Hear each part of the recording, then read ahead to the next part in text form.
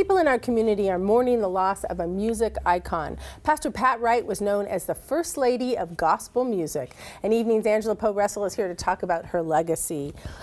Wow, this is a real loss. It truly is. And just to be clear, I'm definitely speaking from someone who has covered her, but also just being, I hate to say it, about a fan or just someone who just really admired her. And you know, one thing I'll say for those of you who never got a chance to see Pat Wright in person, there's a difference between a talent and a gift, right? You can hear some people sing. Absolutely. But when you heard Pat sing, you felt something. The room moved. I mean, it was just, so the voice was one thing. But like you're seeing in this video, you know, she founded the Total Experience Gospel Choir. I mean, such a legendary group.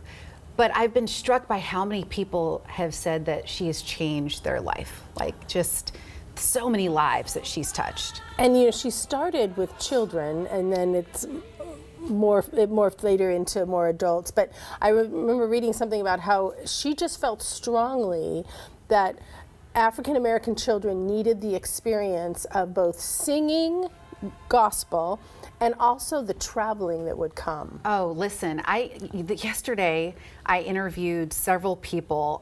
Few of them were part of the choir or they part of the music, and they said that the lessons that she taught them during their time in the choir, it's impacted other aspects of their lives.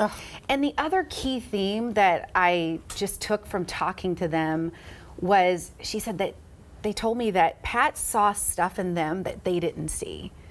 And what a beautiful thing when someone sees something beautiful in you that you don't see in yourself. And that was consistent. Yeah, it was consistent. She also had a front row seat to history, didn't she? Oh my goodness, I didn't even realize that. I mean, being honest, whenever I would see that she was performing, I would try to go to those events. And it was just because of how she made you feel. But I had no idea she had this front row seat to history. I mean, she sang at Jimi Hendrix's funeral. She performed for President Obama 3 times, Bill Clinton, Desmond Tutu. I mean, so many, she's been all over the world. So she wasn't just this icon in the Northwest, but really beyond, well respected. I have to say at New Day, we've been lucky because over the 12 or so years, she's performed many times. This was her last performance before her retirement, and I still get chills just looking at the picture. Listen, I watched that segment, and it was so interesting because I watched this segment after I interviewed this big group of people. Right. And it was all consistent. This young man, at the end of the segment, he says to her, I don't remember how he addressed her, you know, Reverend Pat, but he said, "You've been our angel. You've been my angel, just covering us."